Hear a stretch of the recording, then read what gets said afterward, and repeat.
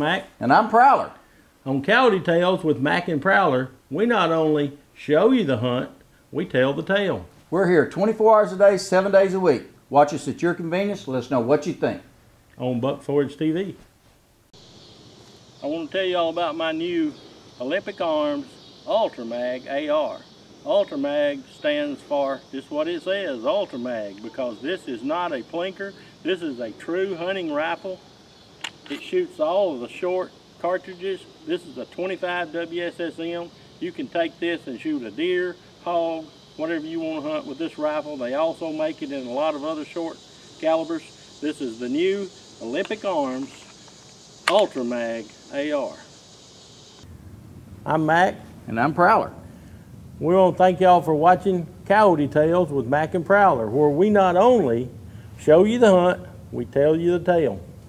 Let's go watch and see what's going on. Y'all stay tuned. Well guys, Game Track's call brought this coyote right in Prowler's lap. Yeah, that ain't no lie. But he couldn't shoot because of the cows. I couldn't shoot because of the cows. Cows can be a advantage. They can be a disadvantage. We've had it happen several times where the cows surrounded us kind of like the Indians in a wagon train, and the coyote, he'll find a place and he'll come through the cows, but we can't shoot. We've had that happen several times. We've had it happen several times. But anyway, this coyote, he came in, he was looking for the sound he was hearing, but he was real spooked because of the cows. He saw us, but he didn't know what, but he wasn't but 15 yards from us when he saw us. But he made a circle out there and he turned around, looked back. Prowler made a good shot on him and got him. We were using a DPMS 223 that morning. We were using Game Track game call. We were using 55 grain VMAX bullets. Yep. And we were dressed in M2D camo. Just like we got right here. Like you got. But anyway, it was a good hunt, and it shows a lot about how a coyote will react in cattle. Yeah. You know, they're not scared of cattle, but they don't want to just walk up to a cow because the cow's going to chase them if they got baby calves and stuff like that. They're going to find a break in there somewhere, and they're going to work their way through. That's right, and the problem we get into is we can't shoot.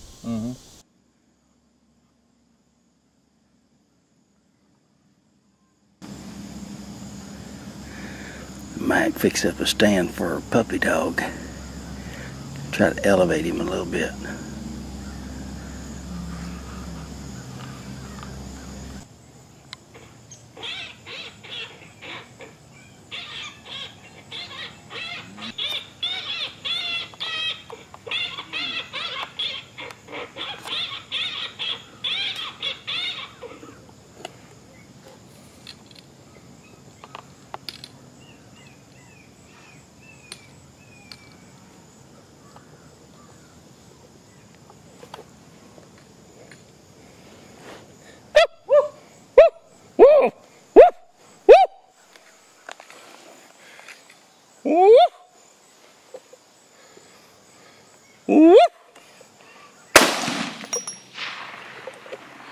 Get him? I hope I got it. I don't know. I doubt it.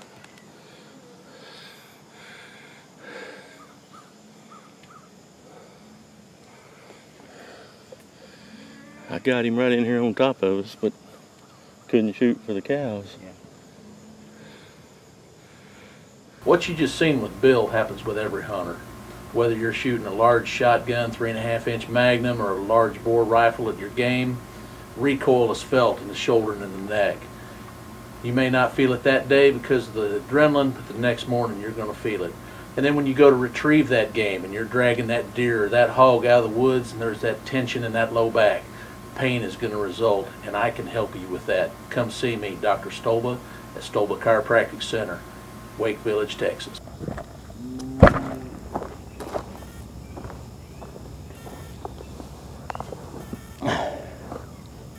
Feel like we played cowboys and Indians this morning. Yeah. And cows had the wagon train circled. We had cows all around us this morning. I mean, everywhere. and ended up with a pretty good cameraman today. He didn't shoot the coyote when he first came in. It was hard. It was hard not to throw that camera down and grab that shotgun, because I knew the way them cows were that a rifle shot was going to be iffy. Yeah. Well, Mac, you saw him coming in. Coyote. What was the matter with him? The coyote came in out there about the fence line, and he was spooked from the cows. He didn't want to come through them cows. And he found a break in the cows right at the end of the trees there, about where I picked him up. He was behind the tree from me the whole time there, except for then. And he came in, and he was looking at the decoy and stuff, but like I said, he was still spooked from those cows. And he came up here. Well, then he saw us. He didn't know what we were, but he knew we were something he didn't like. Mm-hmm. So he made a circle out there and actually turned around and was coming back when you shot him. Well, that was the only shot I had, period. He wasn't 15 steps out there when he made the turn. I mean, to go off the other direction. And but he wasn't, like I said, he never knew exactly what we were, because he wouldn't have never turned around and come back if he had have. And well, today is September the... I hear something barking off over there. I guess it's dogs. Well, here lately, every time we do an interview or try to recap what's going on, we have coyotes come in on us. That's why we're looking so hard. Well, I got the rifle sitting here and the shotgun sitting there. It's still good enough hunting time to still kill one. Yeah. But Mac's off today, and I've got to go to work here in a few minutes. We just run out here to do a quick hunt this morning, and cows was completely surrounded us. And I had one place I could shoot. Mac had one place he could shoot. But he didn't shoot. The coyote came in, like you said, and he didn't like what he saw, so he circled out there, and I had one little opening, and we stopped him and got a good shot on him. Oh yeah, he dropped. But no doubt. I'll tell you this: the game tracks did its deal today. Game tracks did its deal, and the mojo did it. The problem was the coyote was spooked when he come in. He was spooked from the. He didn't like all them cows. Yeah, coyotes will mingle in the cows, but when there's that many cows around, he was leery of them. He wasn't really scared of them, but he was leery of them, and he wouldn't commit to coming in like he would have had there not been any cows around. That's the reason he was traveling back and forth out there trying to find an opening. He was trying to find an because I mean, over here to my left, cows they were solid, and over here to my right, the cows were solid. The only break in the cows, and they were so scattered cows, was right straight the way he came in, because I saw him down here, but I couldn't get on him for the cows and the trees and all that. And I watched him until he got right here, and then I could get on him, and I got him a little bit there, and then I got him, he come straight to me, and I couldn't see him for the trees, and then he broke out here, and he ain't 15 steps from us there when he made the turn, when he saw us and decided we were something he didn't like the looks of, and he turned and went out there where the cows were. And even out there, he wouldn't get close to them cows. He was picking spots and going in between the cows in the biggest places he could find, because a coyote don't want to get close to the cow, because they'll get after him. I mean, after you shot that, and them cows circled him and went to stomping it and carrying on, you know, and smelling of it. And they'll do that to a live one too, and the coyote knows that, so he's going to avoid that if he can at any cost. Well, that's especially the mama cows. You know, they're bad about protecting. You got a lot of cows out here. It's got young calves, and they're going to be real protective of them calves. And the coyote knows that, and so he's not going to just run one right by one if he don't have to. Right. Well, that's the only one we've seen this morning. Yeah, it was a good morning. The weather, I like it a lot cooler than what it is, but I can live with this. About 70 degrees now. Yeah, it was 68 when we left the house there this morning. Now where we're at, we're located. We just went straight behind Mac's house. We've hunted on this place several times, and we've killed lots of coyotes out here. We set up a little different this morning than we normally do. because we've hunted this so much and we wanted to change it up a little bit. Well, I think the setup actually helped us moving back in the trees further. It did. I mean, the reason, you know, we've set up out there a lot, but after about the first 30 minutes there, when the sun pops up, well, you're sitting in the sun, and that's the reason we moved back in here.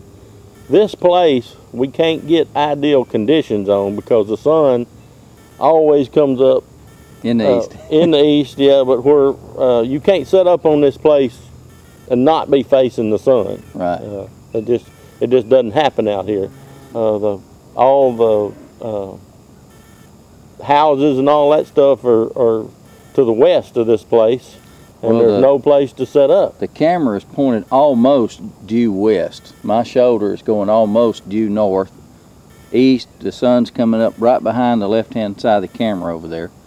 So, and it's laid out. It's open this way. This is just a pasture that holds cows, and the pasture's running north and south almost. Yeah, perfect.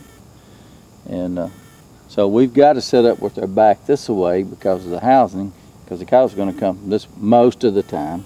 We're liable to have one pop over the hill here. Oh, we just any have minute. had, but you know, we try to set up to get them to come from the east. Yeah.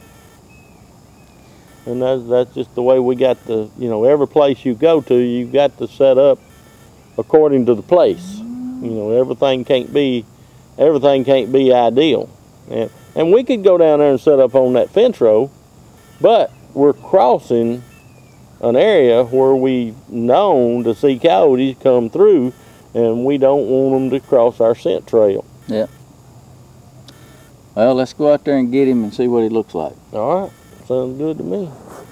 A little male dog.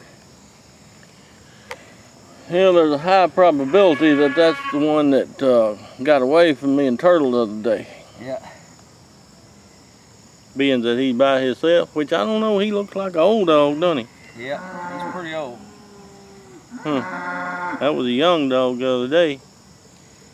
So he may have just been out prowling around looking for somebody to run with and found us. And we stopped his running because he's got a big old head. Got a big head on him. He definitely does that. He's in good shape. I thought he was skinny when I shot him. And you know, the way the cows were, they could have been another one out there, and we just never did see him. There's a high probability that that could have happened. Because we were circled by them cows to where we couldn't see. Yeah, that's a big old dog there. Yeah. I mean, his teeth wore down a little. Yeah, he got some pretty good canine.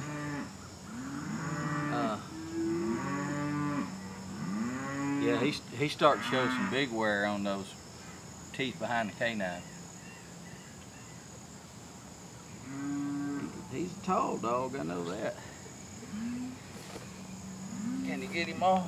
Oh yeah, he's a good dog.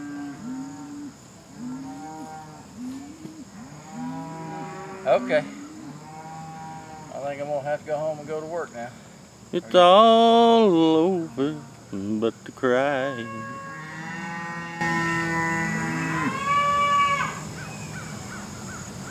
I keep hearing a yipping somewhere. I know that, but I'm talking about back over yonder and back over there.